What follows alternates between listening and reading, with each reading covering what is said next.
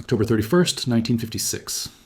Britain and France are invading Egypt. They've deployed paratroopers, naval bombardments, fighter jets. They're retaking the Suez Canal. The operation is succeeding militarily. Egyptian forces are retreating. Victory seems certain. Then President Eisenhower makes a phone call, not to the battlefield, to the financial markets. He threatens to dump British bonds, to pull support from the pound sterling. And within 48 hours, Britain withdraws. Completely. The invasion stops, the empire ends. Not because they lost the war, because America threatened to crash their currency. And that phone call taught the world a lesson. Military power means nothing without financial independence. Britain had the tanks, America had the leverage, and leverage always wins. Here's what that means for you right now. America dominates the world not through military bases, but through the dollar, the global reserve currency. Every country needs dollars for trade, for oil, for international payments. That gives America the same power Eisenhower used in 1956, financial leverage, the ability to cut you off, to freeze your assets, to crash your economy without firing a shot. Russia learned this in 2022 when Western sanctions froze $300 billion in Russian reserves. China's learning it now as they build alternatives to dollar dependence, because everyone who watched Suez understands. The country that controls the money controls everything. And if you don't have financial independence, you're not really sovereign. You're just America's client. So let me take you back. Show you how Britain went from ruling the world to taking orders, because this matters more than any battle you'll ever study. It's 1945. World War II just ended. Britain technically won. They were on the winning side, defeated Nazi Germany. But here's the reality. Britain was destroyed. Their cities were bombed. Their economy was shattered. Their treasury was empty. They'd spent everything fighting the war. And they'd borrowed massively from America through Lend-Lease, through direct loans. By 1945, Britain owed America over $120 billion in today's money. They were a debtor nation, dependent on American financial support to survive, but Britain still had the empire. India, Egypt, Malaysia, half of Africa, territories across the world, and they still had the illusion of being a great power. They thought they could maintain their global position, control the Suez Canal, dominate Middle Eastern oil, project power like they had for 200 years. They were wrong, because empires don't run on pride. They run on economics, and Britain's economics were broken. Here's what Britain didn't have anymore: industrial dominance. In 1850, Britain produced 50% of the world's manufactured goods. By 1950, less than 10%. America and Germany had overtaken them. Britain's factories were outdated. Their productivity was low. Their competitive advantage was gone. They'd gone from being the workshop of the world to being a declining industrial power. And declining industrial powers can't afford empires, because empires are expensive. Britain was spending massive amounts maintaining colonies, military bases across the world, naval patrols, colonial administrations. All of this costs money. But Britain wasn't generating enough wealth to pay for it. Their economy was shrinking relative to America. Their debt was growing. Their currency reserves were depleting. They were living on borrowed money and borrowed time. Then, 1956 happens. Egyptian President Nasser nationalizes the Suez Canal, takes it from British and French control, makes it Egyptian property.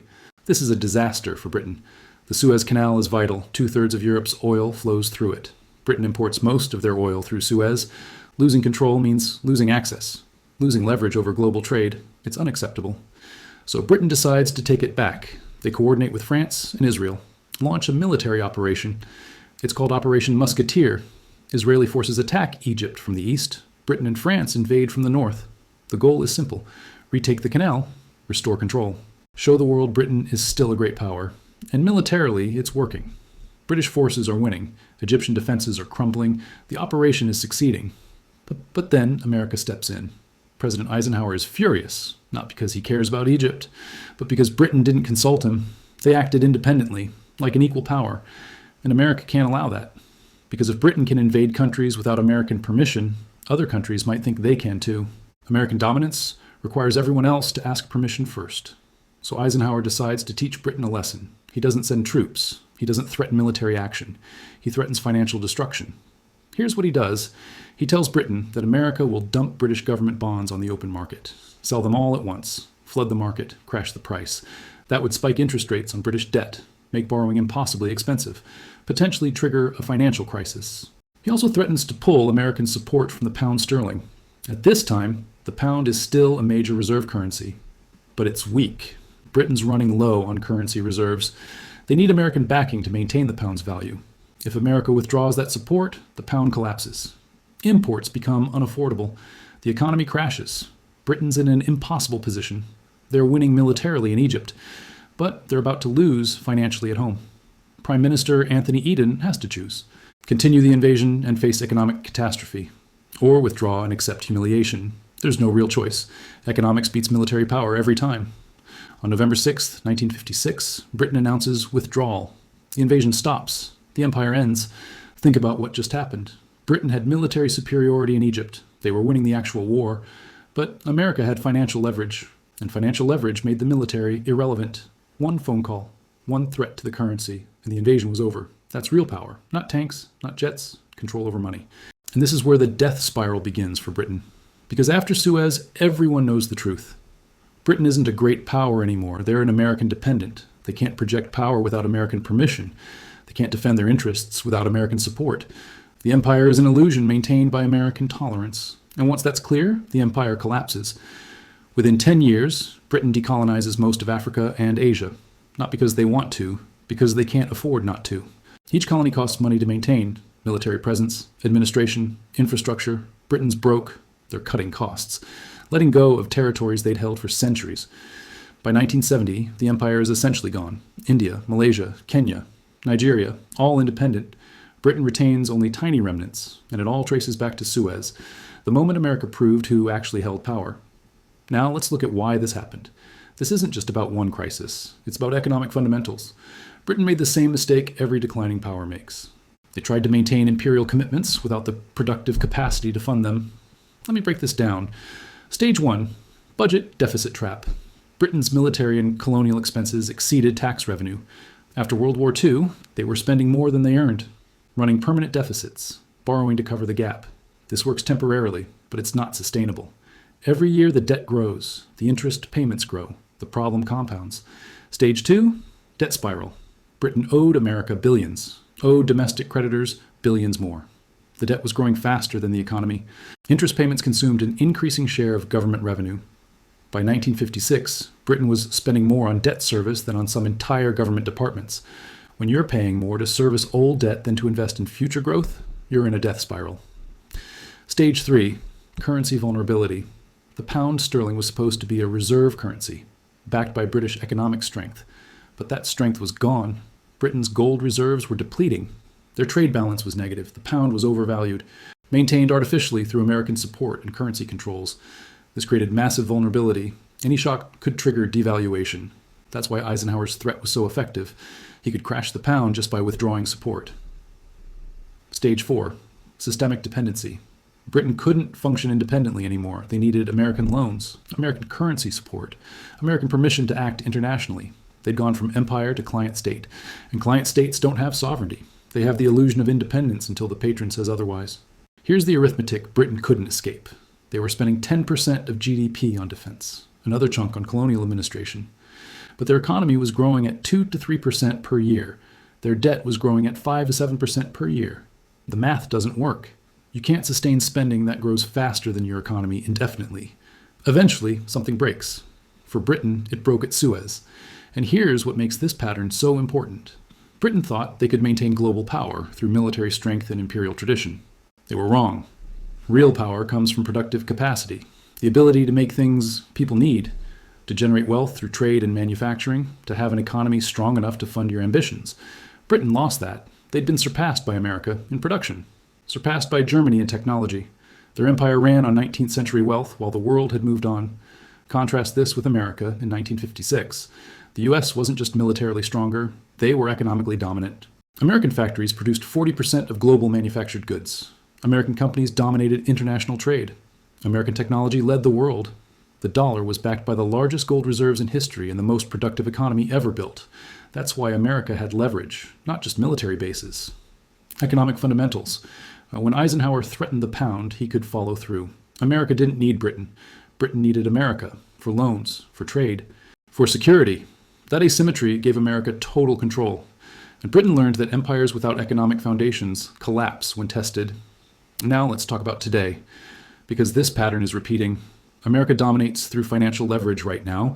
The dollar is the global reserve currency, 60% of international reserves, 85% of foreign exchange transactions. Every country needs dollars. For oil, For commodities, for international trade, that gives America the same power Eisenhower had over Britain. When Russia invaded Ukraine in 2022, America didn't just send weapons. They froze $300 billion in Russian foreign reserves, cut Russian banks off from SWIFT, made it impossible for Russia to access global financial markets. That's financial warfare, a modern version of what happened to Britain in 1956. If you're dependent on the dollar system, America can cut you off. China sees this clearly. That's why they're building alternatives.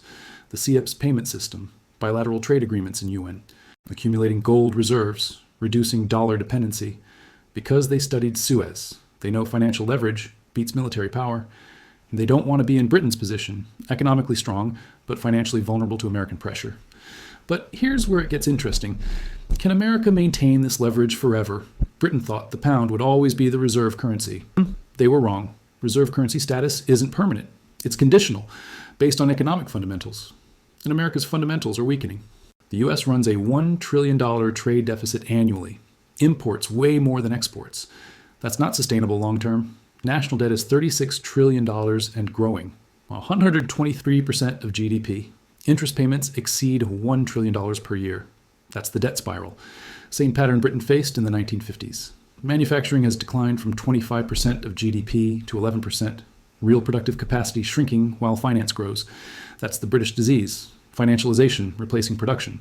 If these trends continue, America faces the same trap Britain did, trying to maintain global dominance without the economic base to support it, living on the privilege of the reserve currency while the underlying economy weakens. That works until someone calls your bluff, until another power emerges with stronger fundamentals. Then the leverage evaporates, just like it did for Britain. China's GDP is approaching America's. Their manufacturing output already exceeds it. They're building trade networks that bypass the dollar, creating financial infrastructure independent of American control. If they succeed, America loses the leverage that makes them dominant. The ability to cut countries off, to crash currencies with a phone call, to enforce American preferences through financial pressure. That's what happened to Britain after Suez. They lost the leverage, and everything else followed. Here's the arithmetic. Economic power flows from productive capacity. Financial power is a multiplier of economic power. But if your productive base shrinks, financial power becomes an illusion. Britain had financial power in 1945. Global banking system, reserve currency, massive gold reserves. But their industrial capacity was gone. So when they were tested at Suez, the financial power evaporated instantly. One American threat, and it was over. America still has massive productive capacity, but it's declining relative to China. If that trend continues, the dollar dominance becomes fragile, based on inertia rather than fundamentals. And inertia doesn't last when challenged, something Britain learned painfully in 1956. If you're realizing that financial dominance without productive capacity is temporary, then subscribe. Hit that like button. Because I'm showing you how real power transfers between nations, not through battles. Through balance sheets, drop a comment. Can America maintain dollar dominance as manufacturing declines? Or is the same pattern repeating?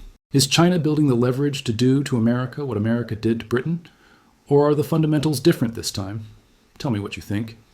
Because Suez taught the world that financial leverage beats military power, and whoever controls the reserve currency controls the world.